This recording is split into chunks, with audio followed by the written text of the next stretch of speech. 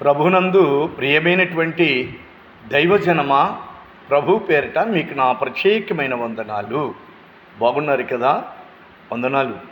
ఇన్స్టాగ్రామ్లోను, యూట్యూబ్లోను, ఫేస్బుక్లోను చూస్తున్నటువంటి ప్రియమైన నా సహోదరులకు ప్రభు పేరిట మీకు నా ప్రత్యేకమైన వందనాలు. బాగున్నారు కదా? ప్రభు సదా మనకు తోడై ఉండను గాక. ఆలకించండి. ప్రభు అక్కడ అతి సమీపమైపోయింది. లోకం ఎంత దుర్మార్గంగా ఉందో చూశారు కదండి. లోకం బాగానే ఉంటుంది, కానీ లోకంలో ఉన్న మనుషులు దుర్మార్గంగా మారిపోతున్నారు. చాలా మార్పు వచ్చేసింది. ప్రజల్లోని మార్పు వచ్చేసింది. ఇక వాతావరణంలో మార్పు వచ్చేసింది. ఆకాశంలో, సూర్యునిలో, భూమిలో, చెట్లలో, జంతువులలో, ఏమండి నీటిలో, ఎక్కడ చూసినా మార్పు వచ్చేసింది. అంతా కూడా కలుషితంగా ఉంది. అర్థం చేసుకోండి. దీనికి అర్థం ఏంటంటే అంచె దినములలో ఉన్నాము, అపాయకరమైన కాలంలో ఉన్నాం. రాకడ గడియలు. ప్రభు అయిన యేసుక్రీస్తు వారు మత్తయి సువార్త 24లో చెప్పినటువంటి అన్ని కూడా జరుగుతున్నాయి. తూచా తప్పకుండా జరుగుతున్నాయి. పరిశుద్ధ దైవ గ్రంథం ఏదైతే చెప్పుతుందో అవన్నీ కూడా జరుగుతున్నాయి. వాక్యము నిరర్ధకము కాదు, వాక్యము సత్యమైనది. కాబట్టి దేవుడు ఒక్కడే, దేవుడు ఒక్కడే. దేవునికిని మానవులకును మధ్యవర్తి కూడా ఒక్కడే. మన ఆయన ఎవడో అంటున్నాళ్లే, యేసు ప్రభు దేవుడు కాదని ఒక ఆయన బాగా వాదిస్తున్నాడు. చాలా అజ్ఞానంలో ఉన్నాడు అతను. అజ్ఞానంలో ఉన్నవాడికి ఎంత మంచి వస్తువు ఇచ్చినా వస్తువు విలువ తెలియదు, మనిషి ప్రేమ విలువ తెలియదు. అజ్ఞానం వారిని కమ్మినప్పుడు మంచి ఎలా తెలుస్తుంది? అజ్ఞానం కమ్మటం వల్లనే కదా మనుషులకు ప్రమాదాలు సంభవిస్తూ ఉంటాయి, యాక్సిడెంట్లు అవుతాయి. ఎలాగ తెలుసు? అజ్ఞానం అంటే మబ్బు కలుగుతూ ఉంటుంది.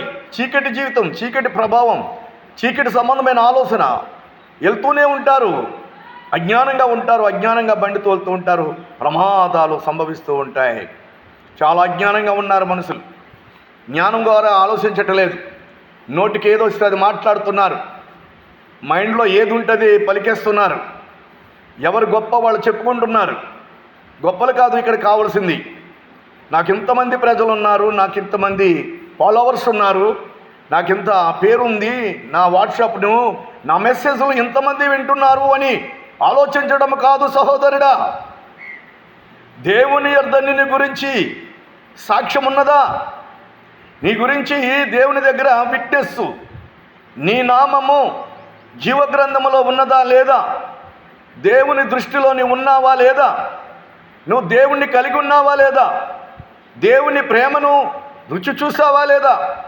ఆయన ప్రేమను వస్త్రము వలె నువ్వు ధరించావా లేదా? అది కావాలి. మీరు ఎంత భక్తి చేసినా, ఎన్ని మర్మాలు తెలుసుకున్నా, ఎన్ని రకాల ప్రజలకు విలువైనటువంటి మాటలు పలికినా కానీ ప్రభువు నీకు లేకపోతే, పరలోక జ్ఞానము నీకు లేకపోతే, దైవ జ్ఞానము నీకు లేకపోతే నువ్వు వ్యర్థుడవే. అందుకని దేవుడు ఒక్కడే. దేవుడికిని మనుషులకును మధ్యవర్తి ఒక్కడే. ఎవరా మధ్యవర్తి? ప్రభువు అయిన యేసుక్రీస్తు వారు. ఆయనలో ఏ లోపం ఉందండి? ఆయనలో ఏ నేరం ఉంది? ఆయన ఏం తప్పు చేశాడో చెప్పండి. అనేక మంది తప్పులు ఉన్నాయి కదా.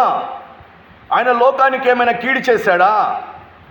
చెప్పండి. ఏదైనా ఒక రాజ్యము స్థాపించి ఆయన లోక సంబంధమైన సింహాసనాలు కావాలని కోరుకున్నాడా? ప్రభుత్వాలన్నీ నావని అనటానికి ఈ లోక భోగభాగ్యాలు ఏమన్నా కోరుకున్నాడా? ఏం కోరుకున్నాడు లోకంలో? ఆయన లోకాన్ని కోరుకోలేదు, ఏ పదవులు కోరుకోలేదు, సింహాసనాలు కోరుకోలేదు, నాకు ఈ రాజ్యం కావాలని అసలు కోరుకోలేదు. మీకు తెలుసో లేదో, యేసు ప్రభు వారు మత్తయి 4 చదవండి. 40 రోజులు కఠోరమైనటువంటి ఉపవాసం చేశాడు. దేవుడైతే ఎందుకు ఉపవాసం చేస్తారు అని చాలామంది అంటారు కదా. అవును, సాక్షాత్తు ఆయన దేవుడే. దేవుడు కాబట్టే ప్రకృతిని గర్దిస్తే ప్రకృతి లోబడింది. దేవుడు కాబట్టే చనిపోయి ఉబ్బిపోయి కుళ్ళిపోయిన లాజరుని రా, బయటికి రా, నువ్వు బయటికి రా, లాజరు రా, ఎక్కడైనా జరిగాయి ఇలాంటి? బయటకు వచ్చాడు. చనిపోయిన వ్యక్తి బ్రతికి సమాధి బ్రద్దలై బయటకు వచ్చాడంటే దేవుడు కాదా? ఎంత బుద్ధిహీనంగా మాట్లాడుతున్నావు నీవు. నీ బుద్ధిహీనత నీకు పాపముగా మారుతుంది. అసలే లోకములో మనం అందరం పాపులము, శాపగ్రస్తులము. కర్మ మనల్ని తరుముతూనే ఉంటుంది. కర్మ నుండి ఎవడు తప్పించుకోడు. జాగ్రత్త. మనము చేసిన నీచమైన పనులు, నీచమైన ప్రవర్తన, దుర్మార్గత, దుష్టత్వము మన వెంటే వస్తుంది. డబ్బు చూసి, ధనము చూసి, అధికారము చూసి, ప్రజాబలము కలిగి, అంటే ప్రజల యొక్క బలమును చూసి కానీ, ఏ అధికారము చూసి లోకంలో నువ్వు అక్రమంగా ప్రవర్తిస్తున్నావు అనుకో, అన్యాయంగా ప్రవర్తిస్తున్నావు అనుకో, ఘోరమైనటువంటి పాపాలు చేస్తున్నావు అనుకో, నరహత్య పాపమే. ఒక మనిషిని హింసించడం, ఒక మతాన్ని ఏలిపెత్తి చూపించడం, దూషించడం, అది పాపము కాదా? కేవలం పాపం. భక్తి చేసేది ఎందుకయ్యా? పాప విముక్తి కోసం భక్తి చేస్తున్నాం. ఇంకా పాపాలు మూట కట్టుకుంటున్నావు కదా నువ్వు. నోటి దురద, నీ నోటి దురద వలన అపరాధ పాపములు అంటగట్టుకుంటున్నావు. నువ్వు పండితుడు అయితే, నువ్వు జ్ఞానివైతే దుర్మార్గమైన బూతులు నీలోంచి ఎలా వస్తాయి? అసభ్యమైన మాటలు నువ్వు ఎలా మాట్లాడుతున్నావు? ఎక్కడుంది నీలో భక్తి? దైవత్వం నీలో ఏది? ఎవరు ఏ మతాన్ని కలిగి ఉన్నా పర్వాలేదు, కానీ భక్తి జీవితంలో, మతం జీవితంలో ప్రవర్తన బాగుండాలి, మాట తీరి బాగుండాలి, ప్రేమను పంచాలి, తోటి వారిని ప్రేమించాలి, గౌరవించాలి, ఎవరిని ద్వేషించకూడదు. నోరుందని చెప్పి కుక్కలాగా బొయ్యి మొరిగితే ఆకాశమందు ఆసీనుడైన దేవుడు నీ మాటలు, నీ ప్రవర్తన, నీ క్రియలు, నీ తలంపులు, నీ దుర్మార్గమైన ఆలోచనలన్నీ ఈ లోకమే, ఈ భూమి లెక్క చెప్తుంది దేవుడికి. ఈ భూమి మీద ఉండి నువ్వు ఏమేమి మాట్లాడుతున్నావో, నువ్వు ఎలా ప్రవర్తిస్తున్నావో, ఎంతమందిని అంతము చేశావో, ఎంతమందికి విరుద్ధంగా ప్రవర్తిస్తున్నావో, చాలా ఇవన్నీ లెక్క చెప్పవలసింది. ఈ లోకంలో ఉన్న ఈ భూమి కూడా లెక్క అప్పగిస్తుంది. తెలుసా? బైబిల్ గ్రంథంలో, పవిత్ర బైబిల్ గ్రంథంలో, సత్య గ్రంథం ఏం చెప్తుందంటే, ఆకాశమా ఆలకించు, భూమి చెవియొగ్గు. ఇద్దరు సాక్షులు పెట్టాడు సృష్టికర్త అయిన దేవుడు ఈ మానవుల కోసం. ఇద్దరు సాక్షులు ఏం చేస్తారో తెలుసా?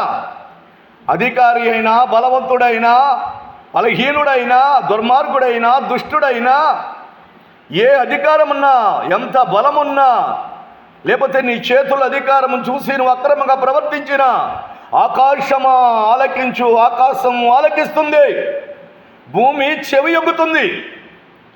ఆకాశాన్ని మార్చేస్తావా నువ్వు?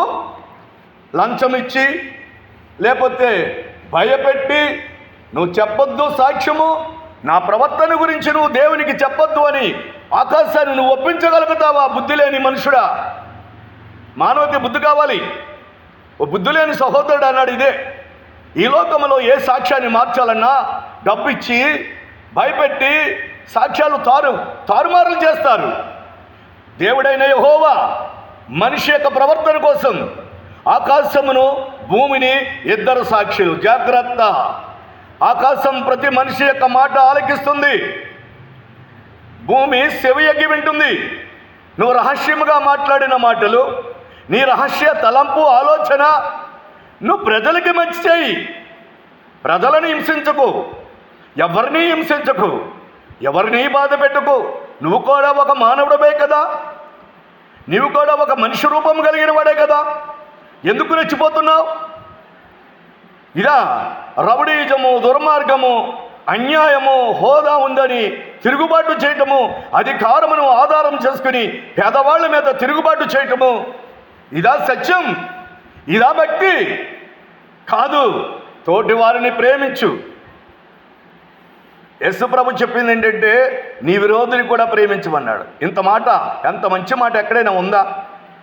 నీ విరోధిని ప్రేమించు, పక్క తీర్చుకోవద్దు, మూర్ఖంగా ప్రవర్తించవద్దు, మూర్ఖపు మాటలు నీ నోటి నుండి రానివద్దు. గర్వపు మాటలు పలకవద్దు. నువ్వు ఏ పాటి వాడివి? ఇంతలో ఉండి అంతలో మాయమైపోయే మనుషులు మనము. ఈ భూమి మీద మన బ్రతికేమైనా నికరమా? చెప్పండి. ఎంత గొప్పవారైనా ఒకసారి చెప్పండి. గొప్పవారు ఉంటారు, ఎవరు హోదా వారిదే. పెద్ద పెద్ద వాళ్ళు ఉన్నారు, గొప్ప గొప్ప నాయకులు ఉన్నారు, అధికారులు ఉన్నారు. ఈ లోకం నీకు శాశ్వతమా? మన బ్రతుకులు శాశ్వతమా? ఎంత అధికారి అయినా, ఎంత జ్ఞాని అయినా, ఎంత గొప్పవాడైనా ఎప్పుడేం జరుగుతుందో తెలీదు. లోకాన్ని విడిచిపెట్టి వెళ్ళిపోతాడు. గ్యారంటీ. ఆకాశము నీ మాటలు వింటుంది, భూమి చెవియొగ్గుతుంది. వీళ్ళిద్దరూ నీ గురించి సాక్ష్యం చెప్తారు. నరహత్య చెయ్యవద్దు అన్నాడు ప్రభు, దొంగిలించవద్దన్నాడు. నీ పొరుగు వాని మీద అబద్ధ సాక్ష్యం పలపొద్దన్నాడు. నీ పొరుగు వాని సొత్తును దోసుకోవద్దు. నీ పొరుగు వాని భార్యనైనను, పూచుకు పుల్లనైనను, గాడిదనైనను, ఎద్దునైనను, ఏ వస్తువునైనను ఆశించవద్దు అన్నాడు. ఈ మాటలు నీకు నచ్చలేదా? చెప్పు, ఏం చేస్తావు? చెప్పు, ఏం చేయగలుగుతావు? ఈ దుర్మార్గమైన పనులు. చాలామంది ప్రభు నమ్ముకున్న వాళ్ళు ఎలా ఉంటున్నారంటే, దేవుని వాక్యం ఏముంది? ఆకాశమందు నీవు నాకుండగా ఈ లోకంతో నాకు పని లేదు. భక్తుడు అంటాడు, దేవా ఆకాశమందు నీవు నాకుండగా. దేవుడు నీకున్నాడా లేదా? సహజంగా చాలామంది, అయ్యా నాకు ఇన్ని ఎకరాల పొలం ఉంది, భార్య ఉంది, పిల్లలున్నారు, స్నేహితులున్నారు, నేను ఒక అధికారిని, నాకు జాబ్ ఉంది, లేకపోతే నాకు పదవి ఉంది, అయ్యా ఫలానది ఉంది, అది ఉంది, ఇది ఉందని మనం చెప్పుకుంటుంటాం కదా. ఉంటాయి, ఉండే వాళ్ళకి ఉంటూనే ఉంటాయి. ఒక్కసారి పరీక్షించుకో, దైవత్వం నీకు ఉన్నదా?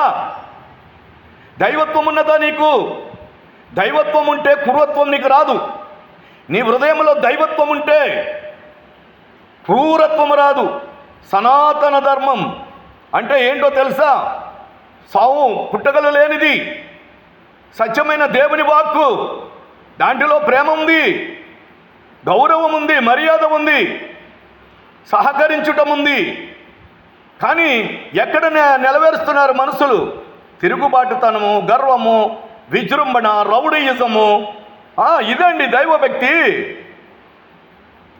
ఇది దేవుని సంపాదించుకోవాలి. ప్రతి మనిషి కూడా దైవత్వము చేసి ఆ దేవుని నువ్వు తెలుసుకోవాలి. ఆ దేవుడెవరో తెలుసుకో. దేవుని గుణము కలిగి ఉండు. దేవుని లాంటి మనస్తత్వం కలిగి నువ్వు ప్రవర్తిస్తే అసలు మతం గొప్పది కాదండి. ఎందుకండి? మతమేమన్నా నిన్ను రక్షిస్తుంది అనుకుంటున్నావా? మతం ఏమి మాత్రము రక్షించదు. అర్థమైందా? మత మార్పిడి, మత మార్పిడి, మా ఇద్దరు మత మార్పిడి. ఎంతమంది గొడవ చేస్తున్నారో ఎవరైనా వచ్చి అడుగుతారా నువ్వెలా ప్రభుని నమ్ముకున్నావు? అసలు ఎవరు నిన్ను ఇలా మార్చేశారు? ఎవరినైనా మనిషి మార్చేస్తారా? ఇంతమంది తాగుబోతులు ఉన్నారు, ఒక్కడిని మార్చండి మీరు వెళ్ళి. దుర్మార్గులు ఉన్నారు, వ్యభిచారులు ఉన్నారు, మోసగాళ్ళు ఉన్నారు, హంతకులు ఉన్నారు, పీకులు కోసేసేవాళ్ళు ఉన్నారు, మెడలో చైన్లు తోడుకు తెప్పుకుపోయే వాళ్ళు ఉన్నారు. విజయవాడలో నేను ఇలా నిలబడి త్రాగుడు మానండి, భక్తిగా ఉండండి, పాపం చేయకండి, ఆడవాళ్ళని తిట్టకండి, కొట్టకండి, మంచి మాటలు చెప్తుంటే దొండగలు 2 బళ్ళ మీద వచ్చి నా ఫోన్ లేకపోయారు. ఆడవాళ్ళ మెడలో చైన్లు లేకపోతున్నారు, పిల్లల్ని మానభంగాలు చేస్తున్నారు. అవి కనపడతలేదా మీకు లోకంలో? మత మార్పిడి, మత మార్పిడి, మత మార్పిడి. ఏ మైండ్ అండి మీది? ఆలోచన చేయి. మత మార్పిడి పక్కన పెట్టు. ఈ దుర్మార్గాన్ని ఖండించాలి, దీన్ని ఎదిరించాలి. ఎవరైనా ముందుకు వస్తున్నారా? దీని గురించి ఆలోచన ఉందా? లేదు. మాట్లాడితే క్రైస్తత్వం, మాట్లాడితే మత మార్పిడి. ఎవరి మతం వారు చేసుకొని మత మార్పిడి ఎవరు చేయరు. యేసు ప్రభు కూడా మత మార్పిడి చేయమని చెప్పలేదు, సత్యము తెలుసుకోమన్నాడు అంతే.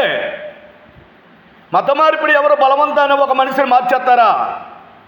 మత మార్పిడి చేసేవాడికి శిక్ష.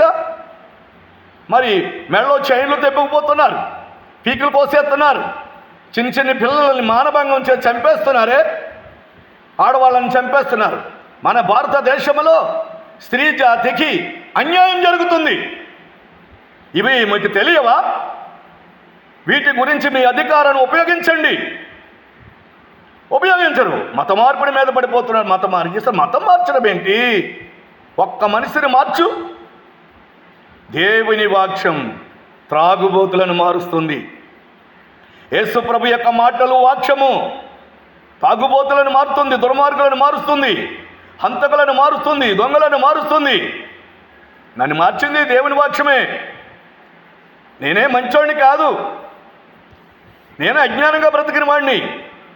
దేవుని వాక్యం నా జీవితాన్ని మార్చింది. దేవుని వాక్యం మన బ్రతుకులు మారుస్తుంది. దేవుని వాక్యం మనకు స్వస్థతనిస్తుంది. దేవుని వాక్యం నీకు నిత్య జీవాన్ని ఇస్తుంది. దేవుని వాక్యం నీకు శిక్ష దండన పడకుండా, ప్రతి మనిషికి శిక్ష దండన ఉంది, జాగ్రత్త. ఎవరికైనా సరే, మానవుడిగా నువ్వు భూలోకంలో పుట్టావంటే నీకు శిక్ష దండన ఉంది. నీ మాటలు, నీ సూపు, నీ ప్రవర్తన, నీ దొంగ వ్యవహారం, నీ వ్యతిరేకత, దుర్మార్గం, అన్నిటికీ శిక్ష దండన ఉంది. తప్పించుకోలేరు. అందుకే వేద గ్రంథాల్లో ఉన్న కర్మ, మనిషికి కర్మ ఫలం ఉంది. కర్మ నుండి తప్పించుకోలేవు. ఎవడు తప్పించుకోలేడు. కర్మ నిన్ను విడిచిపెట్టదు, మరణము నిన్ను విడిచిపెట్టదు, పాతాళము కూడా నిన్ను వదిలిపెట్టదు. జాగ్రత్త. పాతాళము కూడా నిన్ను వదిలిపెట్టదు. సామెతలు 15:24 ఉంటుంది. పైనున్న ఆకాశము నుండి భూమి మీద ఉన్న ప్రతి మానవుడు నీతిమంతుడైన వాడు భూమి కింద ఉన్న పాతాళమును తప్పించుకోవాలని, నీతి మార్గము గుండా వెళ్ళాలని వెతుకుతున్నాడంట నీతిమంతుడు. ప్రజలారా, నేను చెప్పుతున్నా, పాతాళము నిన్ను విడిచిపెట్టదు. కర్మ నిన్ను తరుముతూనే ఉంటుంది. నీ పాపం నిన్ను తరుముతూనే ఉంటుంది. మనుషుల చేతిలో నుండి, అధికారుల చేతిలో నుండి, చట్టం యొక్క చేతి నుండి తప్పించుకోగలవేమో కానీ ఆకాశమందు వాసీనుడైన దేవుని యొక్క చేతు నుండి, ఆయన కనుదృష్టి నుండి ఏ మానవుడు తప్పించుకోలేడు. అర్థమైందా? ఆకాశమందు నీవు నాకుండగా లోకంతో నాకు పనేంటి? భక్తి అంటే అది. ఆకాశమందు వాసీనుడైన దేవుడు నీకుండగా లోకంతో పనేంటి? చాలామంది ప్రార్థన చేస్తున్నారు. రక్షింపబడిన వారు ప్రార్థన చేస్తున్నారు. అది లేదు, ఇది లేదు, ఇది నాయనా, జాబీ నాయనా, డబ్బులు ఇవ్వండి ప్రభా, బిడ్డలకి ఇది ఇవ్వండి, మాకు ఇల్లు ఇవ్వండి, మాకు ఆస్తి ఇవ్వండి. అంత మానం ఏ ప్రార్థనలో ఇదే గోల దేవునికి. దేవా, ఆకాశమందు నీవు నాకు దొరికేశావు. ఆకాశమందున్న దేవుడువైన నీవు నాకు దొరికావు. ఇక లోకంతో నాకు పని లేదు. లోకంతో నాకు పని లేదు. నేత్రాస, శరీరాస. ఎందుకయ్యా ఈ నేత్రాస? ఎంత డబ్బు సంపాదించినా, ఎంత గౌరవం సంపాదించినా, ఎంత పలుకుబడి సంపాదించినా చూసారా, ఏం తీసుకెళ్తారు? ఏమీ తీసుకెళ్ళలేదు. లోకంలో చాలా గొప్ప గొప్ప మంచి మంచి వాళ్ళు ఉన్నారు. మహాత్మా గాంధీ గారు, అంబేద్కర్ గారు, ఇందిరాగాంధీ, ఇంకా చాలామంది ఉన్నారు కదండి. మహానుభావులు ఎందరో ఉన్నారు. దేశం కోసం పోరాటం చేసిన వాళ్ళు, మహాత్ములు, నీతిగా బ్రతికిన వారు, ప్రాణభిక్ష పెట్టి ప్రాణాలు అర్పించిన వారు ఉన్నారు. ఏమైనా పట్టుకెళ్ళారా? చెప్పండి. ఏం పట్టుకెళ్ళలేదు. ఎంత నీతిమంతుడికైనా పనిష్మెంట్ ఉంది. దేవుని దగ్గర ప్రతి మానవుడికి తీర్పు ఉంది. జాగ్రత్త. ఆ తీర్పు నుండి నువ్వు తప్పుకోలేవు. కేవలం ఇది శరీర సంబంధమైన బ్రతుకు. ఈ భూమి మీద బ్రతికే బ్రతుకు ఏంటో తెలుసా? అది శరీర సంబంధమైన బ్రతుకే. ఈ శరీరం చచ్చిన తర్వాత నీకు మరలా ఒక శరీరం వస్తుంది. ఆ శరీరానికి నువ్వు మరలా మానవుడిపై అక్కడ ఉంచుంటావు. నీ ఆత్మ మరొక శరీరం అనే బాడీలోకి వెళ్తుంది. అక్కడ నీకు తీర్పు జరుగుతుంది. నీ దుర్మార్గమైన పనులకు శిక్ష అనుభవిస్తావు. ఆ శిక్ష నీకు తప్పదు. అక్కడ నీ అధికారం చెలాయించదు. నీ అధికారం చెలాయించదు. ఎందుకు ఇంతలో ఉండి అంతలో మాయమైపోయే ఈ బ్రతుకులు ఏపాటివి? ఎందుకు ఈ కొట్లాట? ఎందుకు ఈ తిరుగుబాటు? ఎందుకు ఈ మతోన్మాదం? ఎందుకు ఈ గొడవలన్నీ? భక్తి చేయండి, ఎదుటివాడిని ప్రేమించండి. మత మార్పిడి ఎవడు మారుస్తాడు? యేసుప్రభు మార్చేయండి అని చెప్పాడా? సత్యమోక్షం చెప్పండి. మోక్షానికి మార్గము నేనే, జీవము నేనే, మార్గము నేనే, సత్యము నేనే. సత్య మార్గము గుండా నడవమని చెప్పండి. మతం స్థాపించమని ప్రభు ఎక్కడా చెప్పలేదు. ఎవరు కూడా మతం స్థాపించరు. మతంలోనికి రా, మారిపోవంటే ఎవడండి? అంత అమాయకుడు ఎవడు ఉన్నాడు ఈ రోజుల్లో? వెళ్ళండి. యేసు ప్రభుని నమ్మిన వారు ఇళ్ళకు వెళ్ళండి.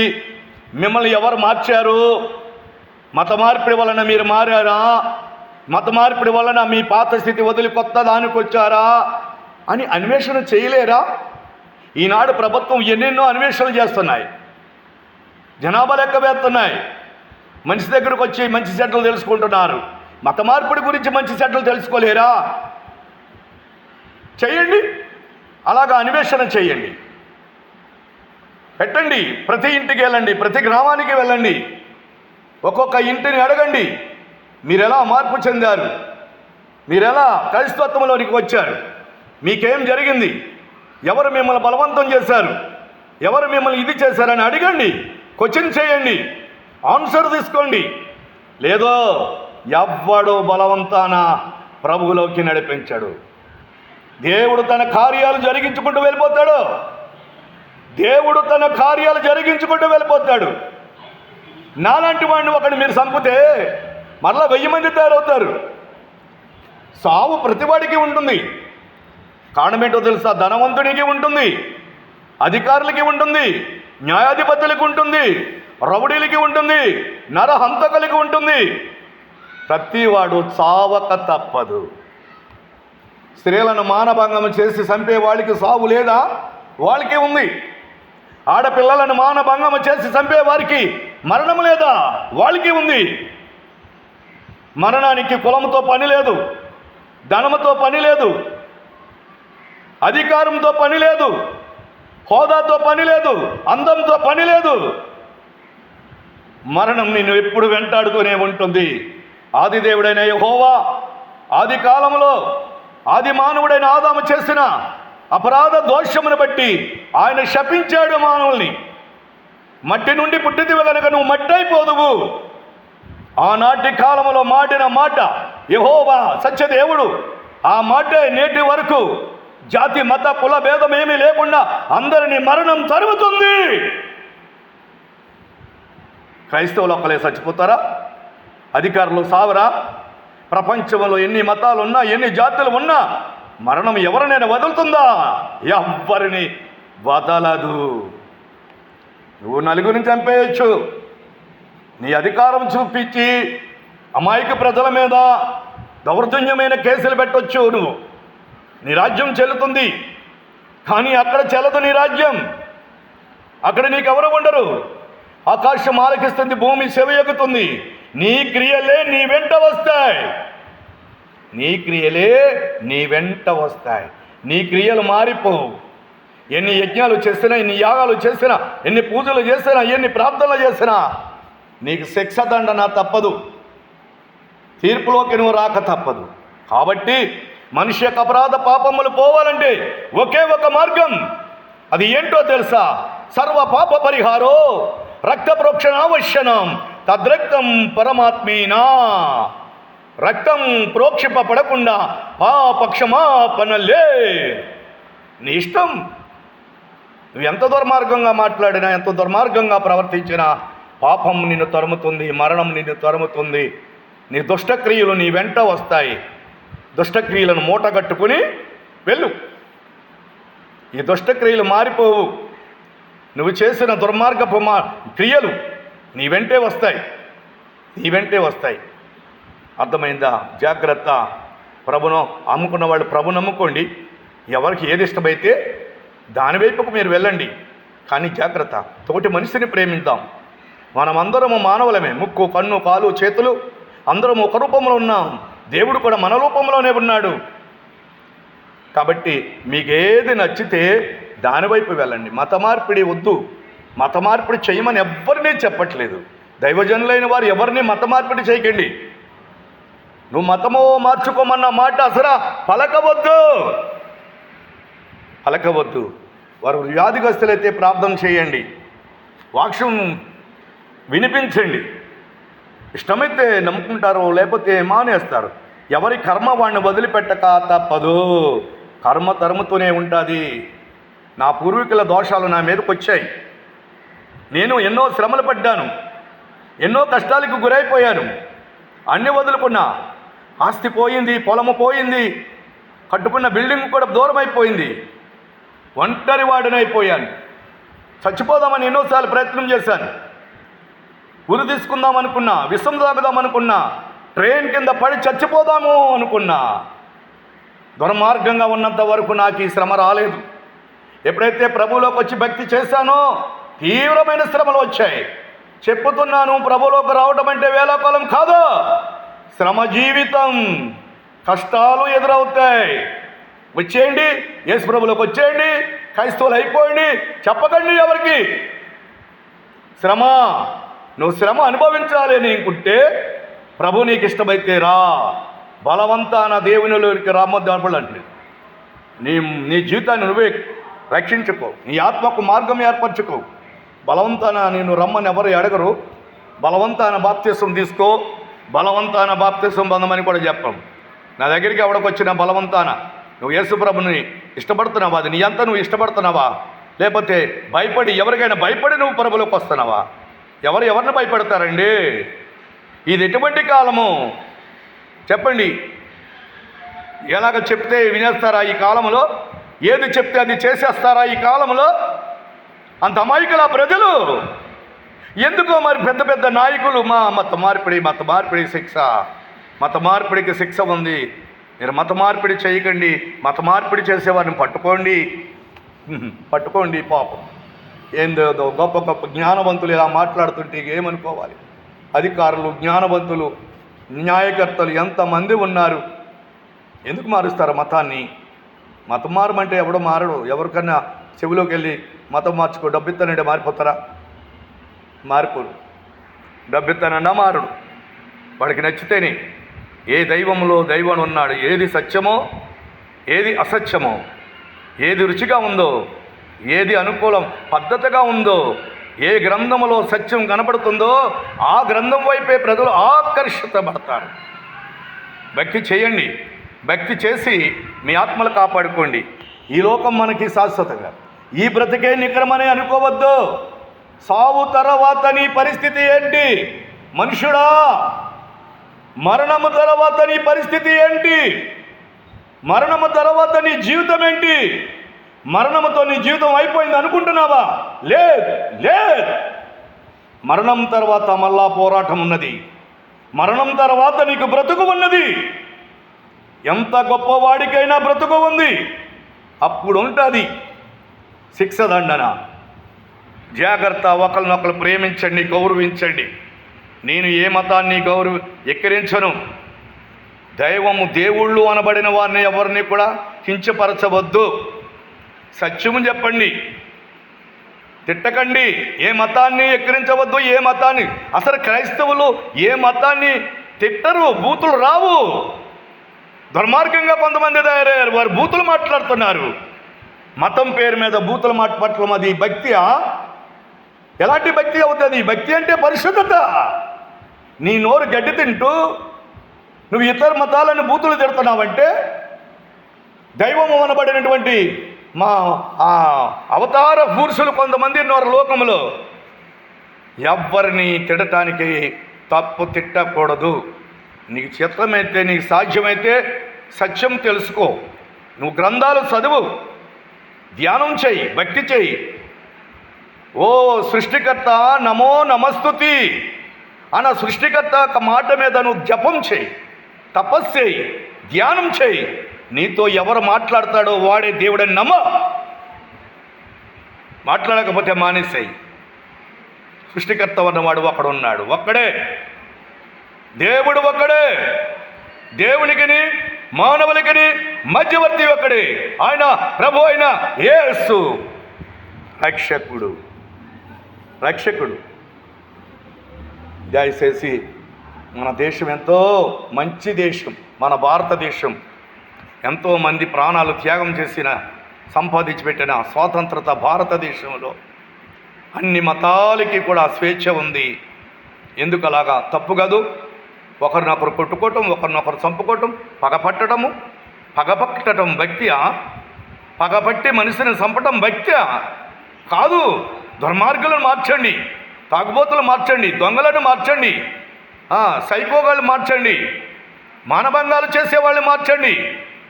చిన్న పిల్లలను తీసుకెళ్ళి మానభంగం చేసి చంపేస్తూ ఉంటే మన దేశంలో చట్టము సరిగా ఉన్నదా? ఉన్న పాటన అలాంటి వాడికి నడి రోడ్డు మీదకి తెచ్చి చెయ్యకాలు తీస్తే అప్పుడు వెనకాల ఉన్నవాడికి భయం వేస్తుంది. అటువంటి చట్టాలు లేవు కాబట్టి రెచ్చిపోయి పసిపిల్లలను కూడా మానభంగాలు చేసేస్తున్నారు దుర్మార్గులు. శిక్ష విధించండి, సరైన శిక్ష ఉండాలి. బైబిల్ పరిశుద్ధ గ్రంథంలో పాత నిబంధనలో కంటికి కన్ను, పంటికి పన్ను శిక్ష దండన ఉంది. అదే స్వచ్ఛమైన శిక్ష దండన. ఈజీ అయిపోయింది తప్పు చేయటము, మటర్లు చేయటము, మానభంగాలు చేయటము, చంపేయటము, తుడిచేసుకోవటం, ఏదో ఒక అధికారం చేత తప్పించుకోవటం. చూసారా, ఎక్కువ మన భారతదేశంలో ఈ ఘోరాలు జరిగిపోతున్నాయి. గొప్ప గొప్ప వాళ్ళు ఉన్నారు, చేతులెత్తి దండం పెడుతున్నాను వారికి. వీటి గురించి ఆలోచన చేయండి. ఆడపిల్లలు బలైపోతున్నారు, స్త్రీలు బలైపోతున్నారు, పసిపిల్లలు బలైపోతున్నారు. సంపాదించుకుని ఏం చేస్తారండి? అక్రమాలు చేసి సంపాదించుకున్న డబ్బు ఏం చేస్తా? నీ ప్రాణాన్ని కాపాడుతుందా? బైబిల్ గ్రంథంలో ఒక మాట ఉంది, మత్తయిలో ఉంటుంది. ఒకడు లోకమంతయు సంపాదించుకుని, ఒకడు లోకమంతయు తన జ్ఞానము చేత, తెలివి చేత, బలము చేత, అధికారం చేత సంపాదించుకుని తన ప్రాణమును పోగొట్టుకుంటే ప్రయోజనం ఏమైనా ఉందా? ఏం ప్రయోజనం లేదు. ప్రాణము చాలా విలువైనది. ప్రాణమును పోగొట్టుకుంటే ఏమైనా ప్రయోజనం ఉందా? ఎందుకండి? ఇక ప్రాణం పోయిన తర్వాత లోకమంతా సంపాదించుకో, లోకమంతా సంపాదించుకుని నీ ప్రాణమును పోగొట్టుకుని నీ ఆత్మను కోల్పోతే నీకు ప్రయోజనం ఏంటి? తమ్ముళ్ళు, చెల్లెళ్ళు, అక్కలు, అయ్యలారా, అధికారులకు చేతులెత్తి దండం పెడుతున్న అందరి కొరకు ప్రార్థన చేయండి. మన దేశాన్ని పాలన చేస్తున్న నాయకుల కొరకు ప్రార్థన చేయండి. ప్రధానమంత్రి గారి కోసం ప్రార్థన చేయండి. చంద్రబాబు గారు ముఖ్యమంత్రి, ఆయన కోసం ప్రార్థన చేయండి. పోలీస్ డిపార్ట్మెంట్ వారి కోసం ప్రార్థన చేయండి.